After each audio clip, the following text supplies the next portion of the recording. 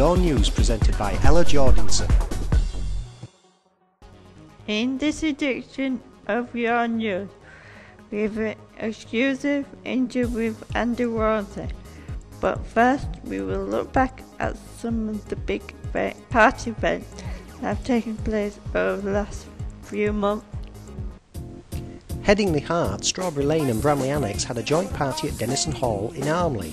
Andrew Lynch said it was a fantastic party. He enjoyed himself so much that he even got to sing on stage with the famous artist Paul Pocket Rocket. Christopher and Terry dressed as Laurel and Hardy for Albert Court's Christmas party and looked superb. Customers decided they wanted a fancy dress theme, and as you can see from the pictures, it was a roaring success. The staff at LA Fitness entered into the spirit of the party by wearing Christmas jumpers and ensured that everyone had an amazing time. Many parents and family members also attended and said it was the best party yet. It's become a Christmas tradition for the Waterloo service to hold their Christmas parties at the Bramley Elder Road Club. And South South East One Day Service and The Bridge got together to hold their Christmas party at the Holbeck Working Men's Club. Old friends were reunited at an event organised by Keeping in Touch for customers who used to attend Horsforth Fulfilling Live service. They also organised an event on the 28th of February. This saw a big reunion held at the Beeston Sports and Social Club for customers who used to attend Moor End, Rothwell and West Ardsley day services. A good time was had by all, with lots of dancing and smiling faces.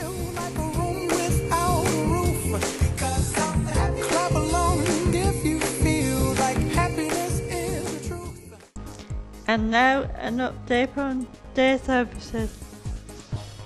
Holt Park was officially opened by the local Olympic athletes, the Brownlee brothers, Alistair and Jonathan.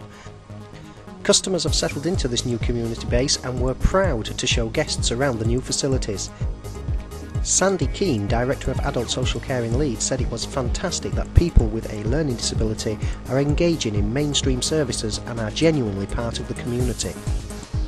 Carers, customers and staff of Potter Newton and Ramshead Wood were invited to information sessions where they were brought up to date with the plans for developing new community bases in the east of the city. Strategic Team Group, the company that is constructing the new Rothwell building, are now on site. Customers and staff are now beginning to plan for moving into the new building when it is ready later this year. They are deciding what furniture will be going in and will soon begin choosing colours for the new rooms. The refurbishment work at Bramley Fulfilling Live service is on track to finish soon. Much of the building has been redecorated and the hygiene suites have been refurbished. The nurse's office has been moved so that they are close to the special care area, and a postural management room has been created.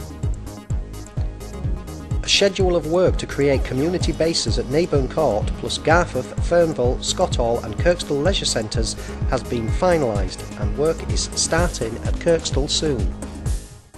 Here is a roundup of other news stories from around the city. Congratulations to Mark Collins from Endercliff Outreach, who has secured a job at Asda in Adel. Mark got the job following a successful 6 weeks work placement arranged through Mencap Pathways. Customers on permitted earnings will soon be undertaking health and safety training. The course will cover first aid, moving and handling, safe storage of cleaning products, fire safety and health hygiene. Nora Jarvis, who is supported by Bedford Outreach, recently retired after 30 years of working as a cleaner at Manorfield House Residential Home for older people. To commemorate her time with the council, she received a rose bowl and a beautiful gold watch and bracelet. She is now a lady of leisure who enjoys cookery courses, art classes and socialising. There's been many Valentine's celebrations across the city, but here's one from the Rothwell community base. They held a Valentine's Day tea dance which had a wartime theme. And there was a big Valentine's party at Holmesley Green, where Anne, Christine and Heather also celebrated their birthday. Tony Dawson also took the opportunity to propose to his girlfriend Leanne, who said yes. Every sight and every sound. And I don't know if I'm being foolish. Don't know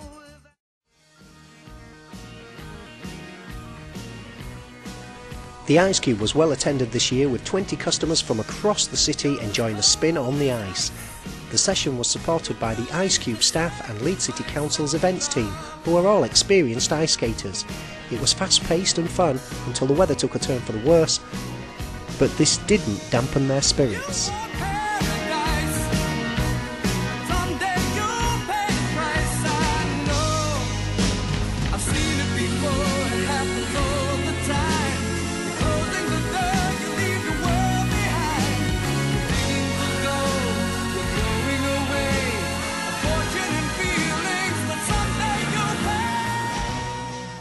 Ian Atkinson wanted to do something to brighten up the winter months, so he decided to bring a bit of sunshine into his home.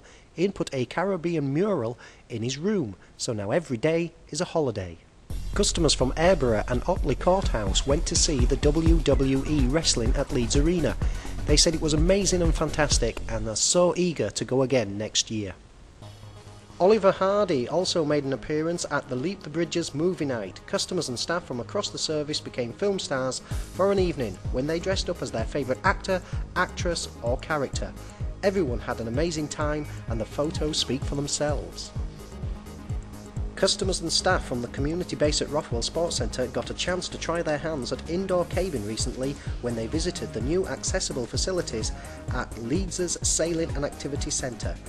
Donning safety helmets and lamps, they looked for stalagmites, stalactites and fossils.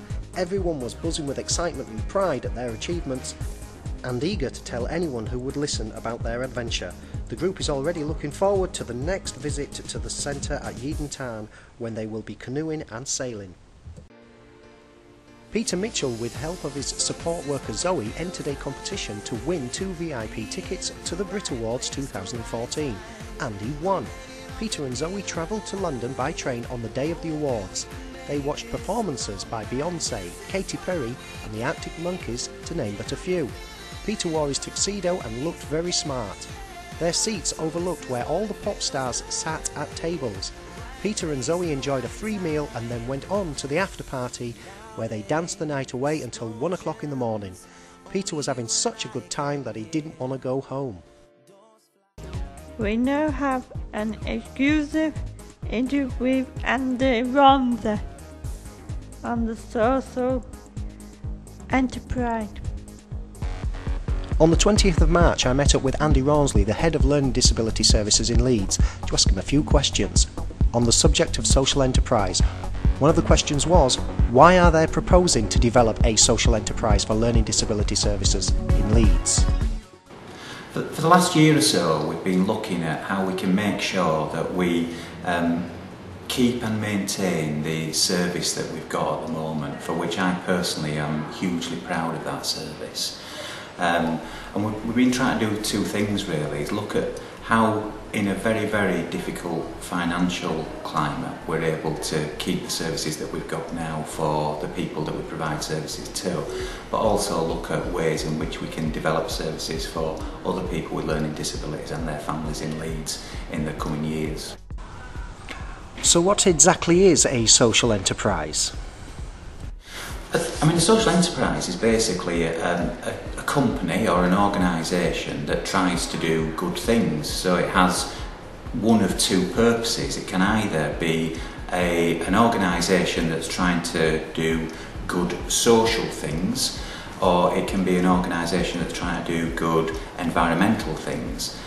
From our perspective, obviously, if we become a social enterprise, our purpose will be to improve the lives of people with learning disabilities in this city. So that's what we would be as a social enterprise. So we'd be trying to do good things, and if we were to make any money within any particular year, we would reinvest all the money that we made back into the purpose of what we were there for. So if we are successful, it would mean that we'll be able to invest more money into delivering better services for people with learning disabilities. So how do you think this will affect our customers and the services that they receive?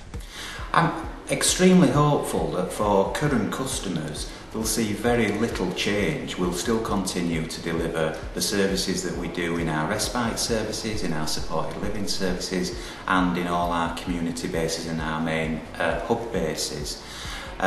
Hopefully, we'll not only be able to maintain those services, but we'll also be able to deliver and develop new services for people who we don't currently deliver services to. Our service provides we deliver services to about 1,000 people with learning disabilities who live in Leeds, and in Leeds there are 2,500 people with learning disabilities. So there's obviously opportunities for us to develop more services for some of those people who don't currently have services from us. And how will this affect the staff that we currently have in our service? I mean, again, for staff, what I hope it does is it provides some security going forward in what is, as everybody knows, a very difficult financial climate. So we're going to be looking to secure the very longest contract that we're able to have, which will not only provide job security for people and have a guarantee of people's terms and conditions being protected, but hopefully if we're able to develop new services as well, it will enable some of our staff to develop into being the managers and leaders of the future. Here is some news of some special events from across the city. In March, there was a drama production, a pantomime version called Priscilla Ella. That was taking place at Holbeck in Leeds, and we will be covering this more in the next news edition. Now it's time for a tabletop sale. Why not start your spring cleaning at the Middleton Leisure Centre community-based tabletop sale on the 30th of March. For £7 you can pitch your own table on a first-come first-served basis from 8:30 a.m. Admission costs just 50p from 10 a.m. For more information ring 0113 378 2454. There will be a spring fair on the 12th of April between 12 noon and 2:30 p.m. at Renal Drive, Cookridge. You'll need to take plenty of cash because there will be refreshments, cakes, bric-a-brac, handmade crafts, books and raffle tickets. And don't forget, the next Beautiful Octopus Club will be on the 4th of April. This time round it's a Tour de France theme. And Learning Disability Week this year takes place between the 16th and the 22nd of June. Ask your key worker to support you in preparing for the photography competition and getting teams together for the football and bocce tournaments. Picnic in the Park takes place on Friday the 20th of June. The timetable of the week's events can be found at Through the Maze and Tenfold websites, where it is regularly updated with the latest information. This year we'll see the first ever customer awards. Look out for more information about this coming out soon. There will be lots of categories from serious to funny, and awards will be presented during Learning Disability Week. Thank you to everyone who took time to complete and return the 2013 satisfaction questionnaires. The vast majority of you said that the service has either improved or stayed the same, and that customers' lives have improved due to the service they receive. Although satisfaction levels have improved again this year for family carers and other stakeholders, you told us we need to do more to involve customers in the development of the service and consult with parents and carers about the support given to customers and meeting customers' identified needs. I am Ella Jordanson, and thank you for watching Your News.